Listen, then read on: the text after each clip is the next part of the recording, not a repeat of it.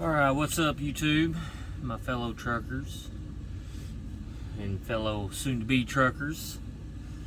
It's BST coming to you from Springfield, Missouri here at Prime. I came here to pick up my truck, my Freightliner. They told me everything was fixed, and yeah, not quite. But I'll do a video on that later. So, what I want to talk about this time around, though, is kind of want to go over the settlement thing again. This time, giving some different numbers, some different details. I'm going to go over this week's settlement. I'm going to go over this year's year-to-date numbers, and then I'm going to go over last year's numbers a little bit. I was asked a question about some of my total revenue for last year, and so it kind of inspired me to do this. Well, I actually watched a couple of videos of some other people's, and it kind of gave me an idea of what they talked about a little bit in their numbers, and so it kind of inspired me to do this. And then I'm going to talk a little bit about a couple of other things that not really bothered me, but just caught my attention a little bit in the other videos I watched. So, but first, we'll go over this week's settlement.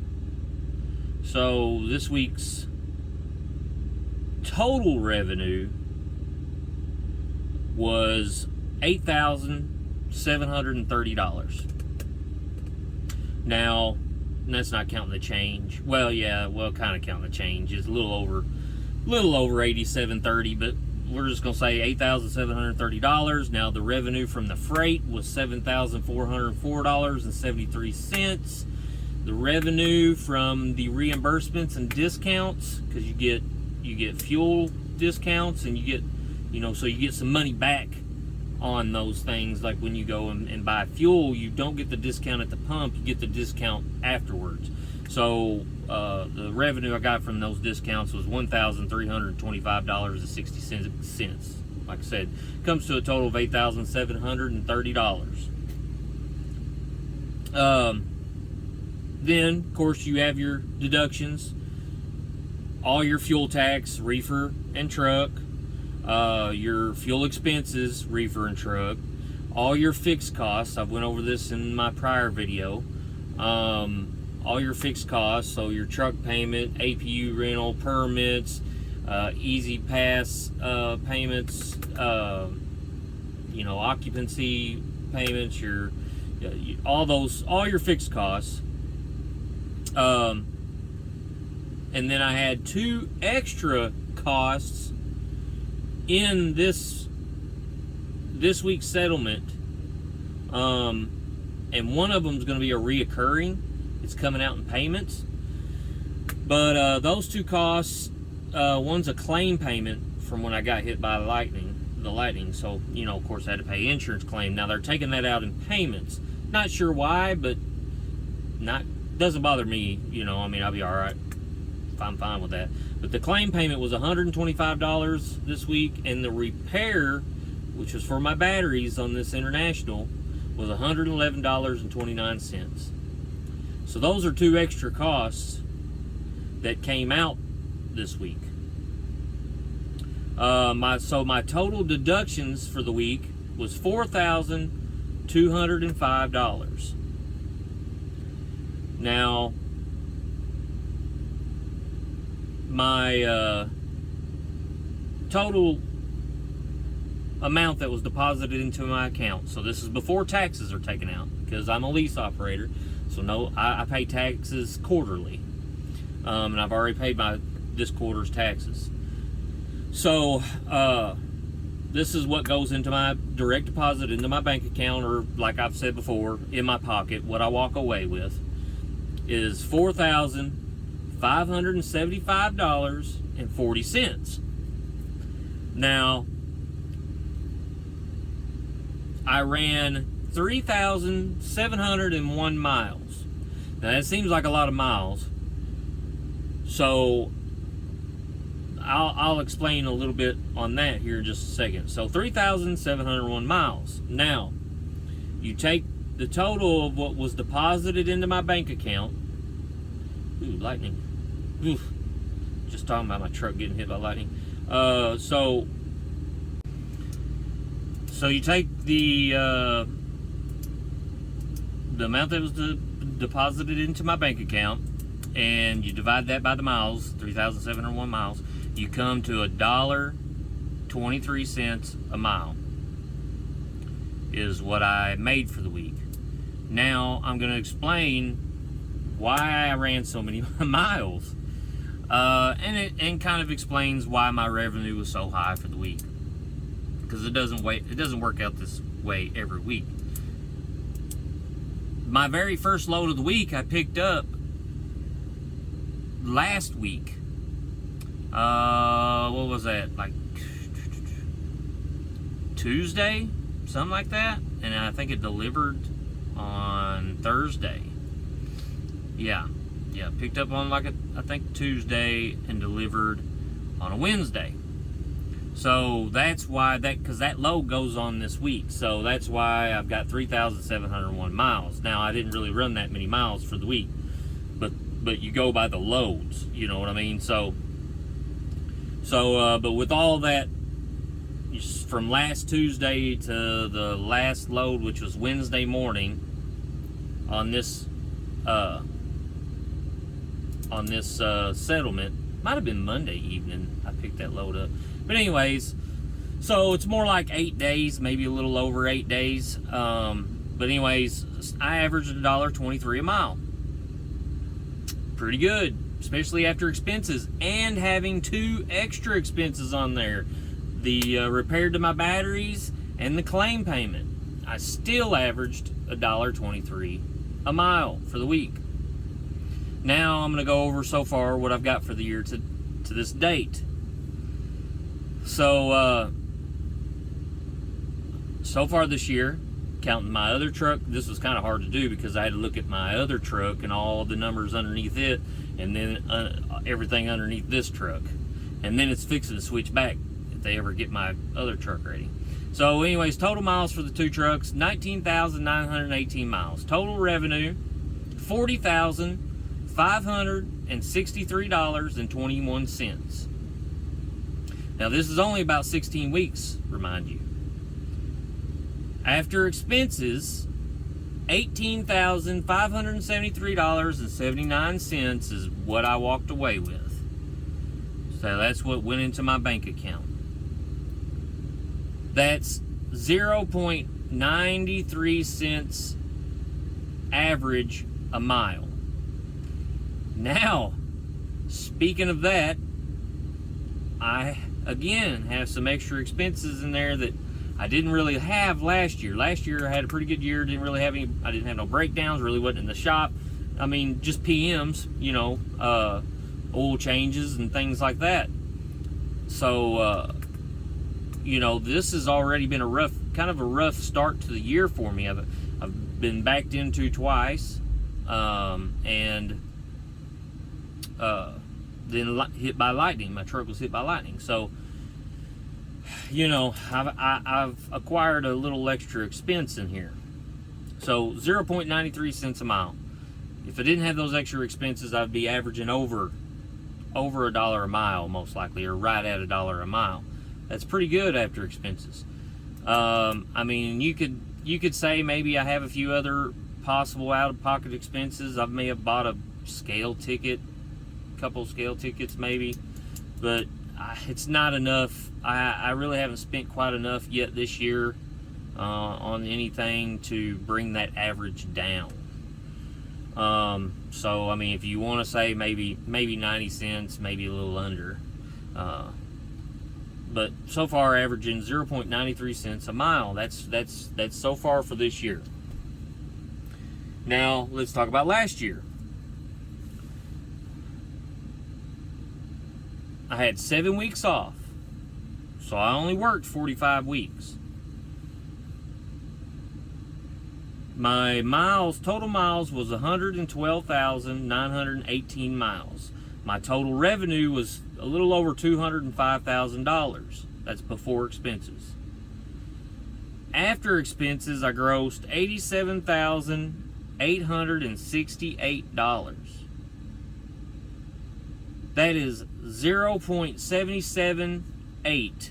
That 8's important because that almost brings me up to 0.78 cents a mile. But we'll say 77 cents a mile. Now again, this is 7 weeks home too. This year I'm going to have more home time. But I'm already averaging 16 more cents a mile. Now if I could keep that average up, that'd be great. May not happen. You never know. May end up by the end of the year making less. That's the thing about Lease. So anyway, so I averaged 0.77 cents. Now, I did have some out-of-pocket expenses. I run the numbers. Take $5,000 away. Actually, take yes. I made $87,868 after expenses last year. But let's say I had some out-of-pocket expenses that didn't go on my statements. Let's take $5,000 off. That's still $82,868. But we'll just say $82,000. I still average 70 cents a mile. Right at 70 cents a mile. I didn't actually run the number, but I'll run it real quick. 80,000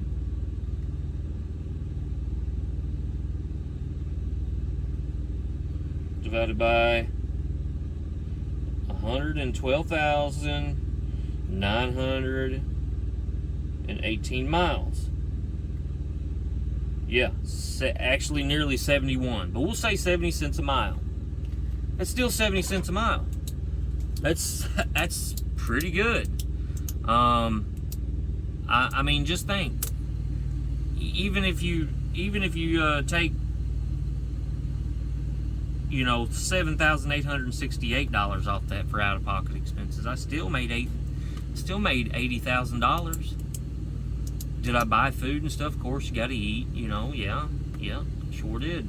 Bought scale tickets, bought oil. Now, some of that stuff went on my settlements. Some of it didn't. Some of it was just out of pocket that I didn't tell Prime about. A couple of washouts that I paid for myself.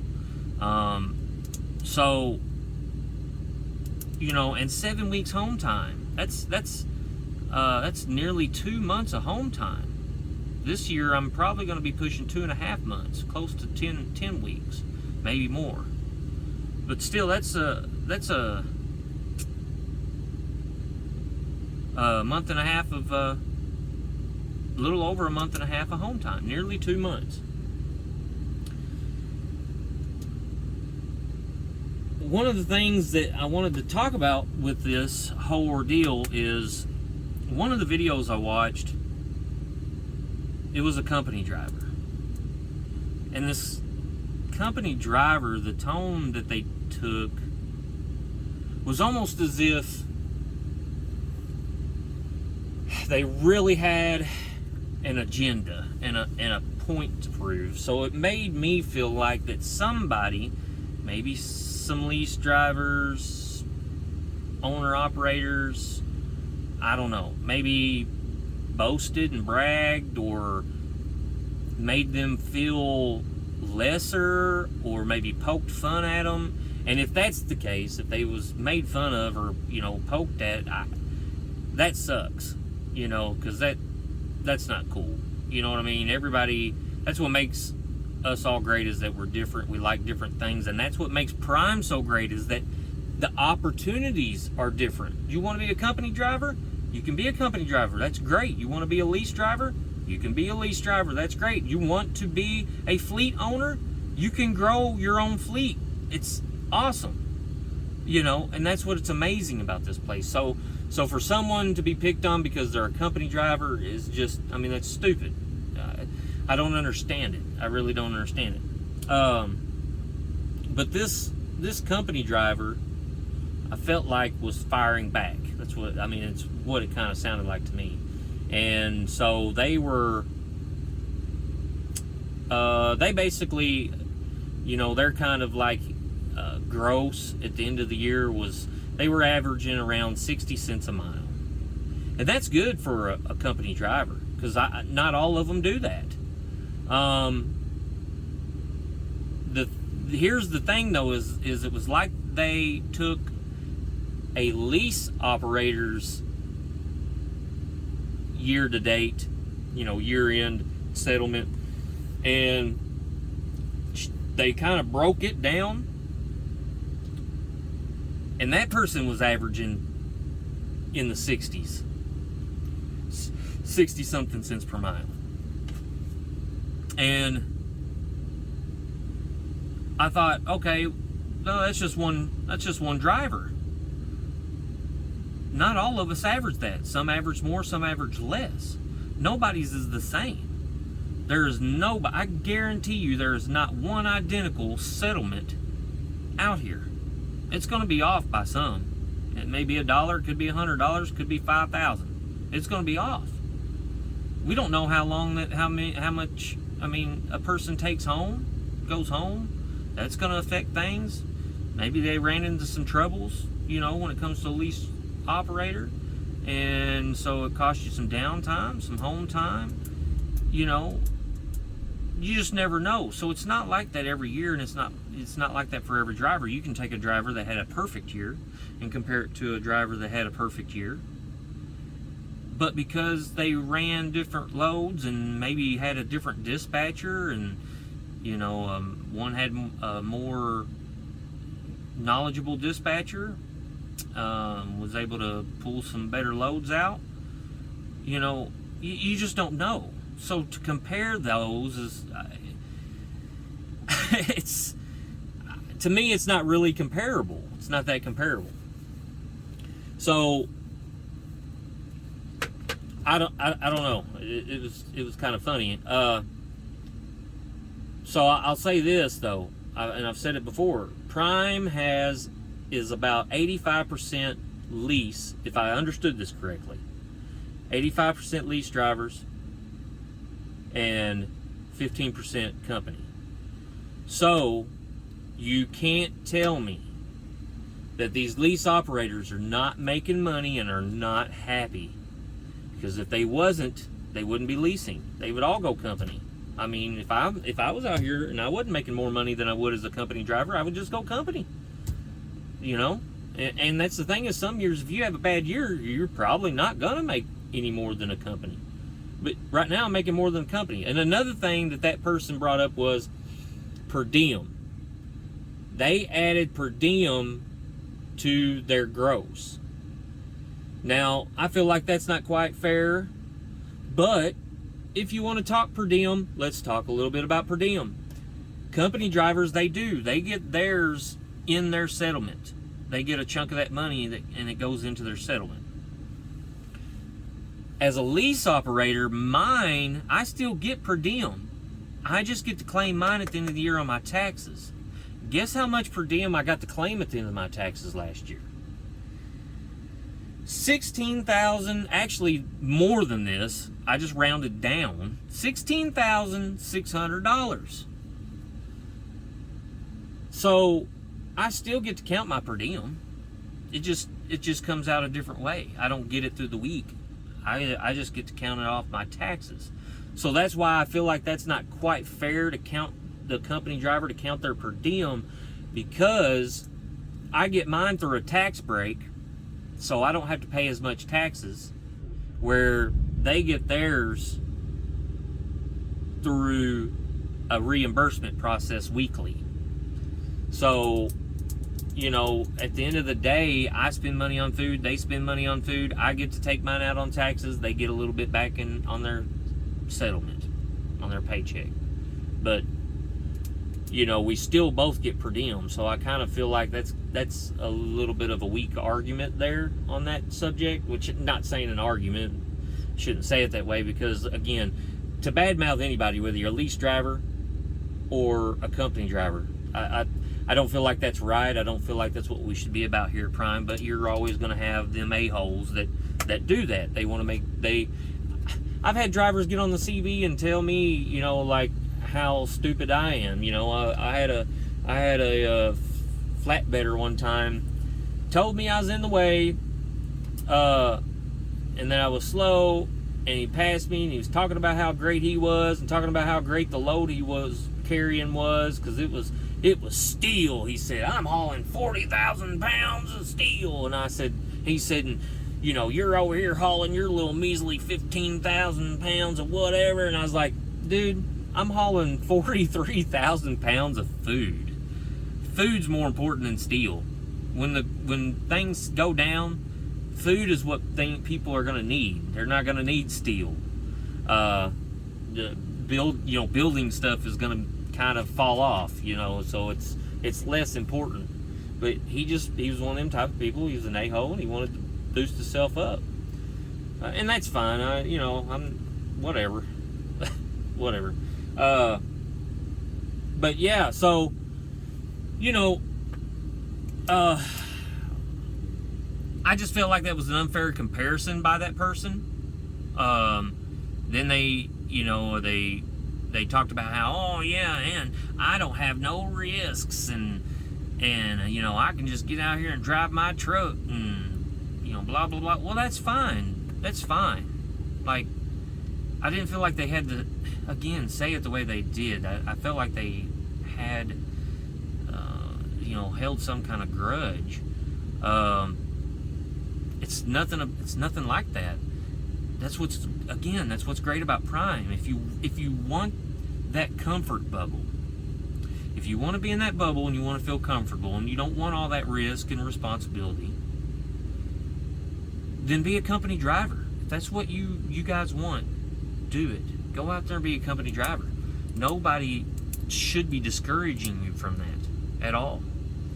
As a matter of fact, I agree with some of these Prime drivers out here, some of these lease drivers. Let me quit clicking that pin. I agree with some of these lease drivers out here. They tell some of these new people that are coming in, do a year of company first, and then make your decision. If you feel like you want to take risk, move up. That's why it's kind of like tiers.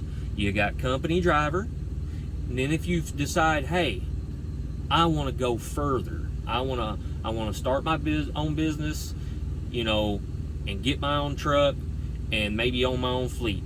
That's great. Move up. That's what you have, that opportunity here. But if you want that comfort bubble, then get in that comfort bubble, stay in it. If you want to move out of that, you want to pop that bubble and move on up, then, and you feel comfortable with it, go lease. Now, I am going to say that with lease, you have more risk and more responsibility. I'm not going to lie. I'm not going to, act like we're out here getting rich and don't have no responsibility. That's not true. We have lots of responsibility. And yes, we're more responsible for the truck. So again, you could have a bad year.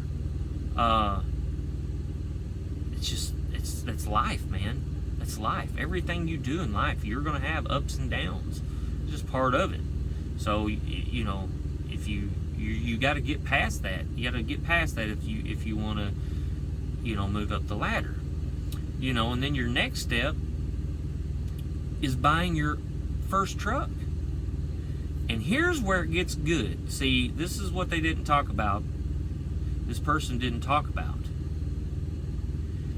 If you can get a truck and do a lease purchase and buy your truck, do a 3-year lease, and pay that truck off in 3 years, guess what's going to happen in that 4th year?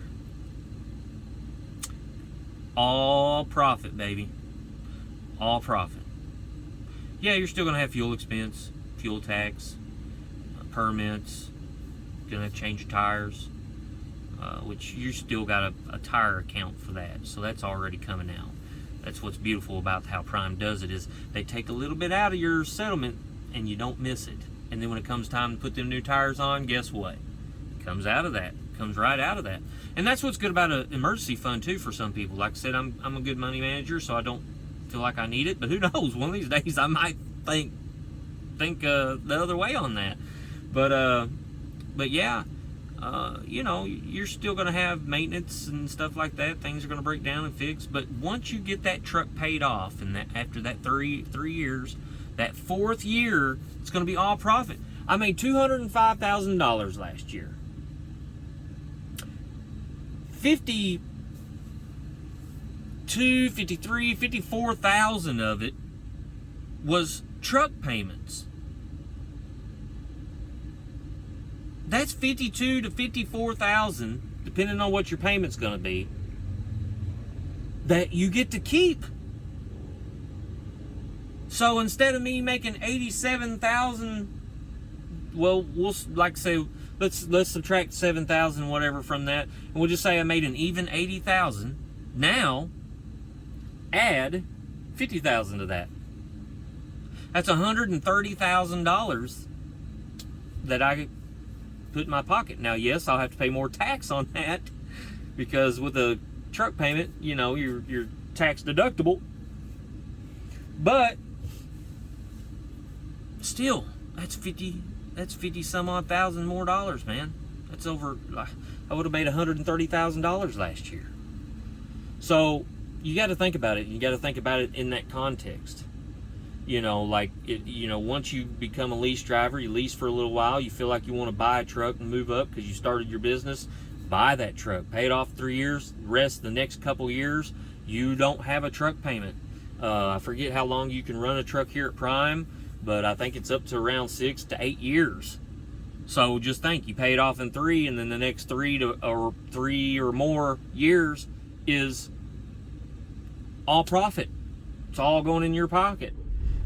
Then also, if you decide you don't want to do that and you want to get out of it after it's paid off in 3 years, you can turn around and sell that sucker for $60,000, $70,000. That truck for $60,000 or $70,000 still. That's the value it's still going to hold. So and then walk away from it if that's what you want. You have options. So first thing is, for anybody going company, don't feel bad for going company. If that's you, if that's what you want, do it. If you want to go lease, don't let anybody discourage you from going lease. 85% of Prime is lease, and most of us enjoy it. Most of us love it. Most of us are making money, or we wouldn't do it. So don't let it discourage you. If you want to own your own fleet, go for it. And then at the end of the day, if you fail, it's a learning lesson. I've failed I don't know how many times in my life. I'm sure I'll talk about it from time to time here. You know, you're gonna fail. Don't be scared of it. It is what it is. You fail, you just turn around and get right back on your feet. That's what's great about these lease trucks, is it's all completely walk away. Now, if you do a lease purchase, different. I don't think it's quite walk away. I don't know what all I'm not sure what all it entails, but the lease, the regular lease, is walk away. So that's what I'm saying. You know, even if you get you a truck and you lease it for 2 years or a year and a half or whatever, and after about 6 months you decide it's not for you and you want to go back company, walk away from it and go back company. Don't let anybody tell you any different, man. It saddens me to see some of these people, how they kind of like try to make one side seem better than the other. It's a choice. It's a life choice, and it's what's beautiful about Prime is that you can make those choices. So just, you know, when you get on here and you watch people's videos, and mine included, you know, because I'm sure sometimes I might get aggravated and might feel a little biased or something one day. So just remember, when you get on here and you watch these videos, you know, some of them, are coming from that person's experience, but a lot of it too is just opinions. And, you know, you're gonna have lease drivers tell you, oh yeah, it's great, and I love it. I just signed another lease. My truck just got hit by lightning a few weeks ago, and I'm still pushing forward. I'm not gonna give up, so I must enjoy it. But again, just don't let nobody discourage you, man. And ladies, you know.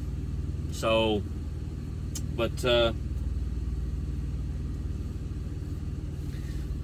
yeah, I don't think there's anything else I or anything I left out. So I guess I'll end it here, and if I think of anything, no. So I guess I'll end it here, and hey, I appreciate you guys. Stay safe and stay alert.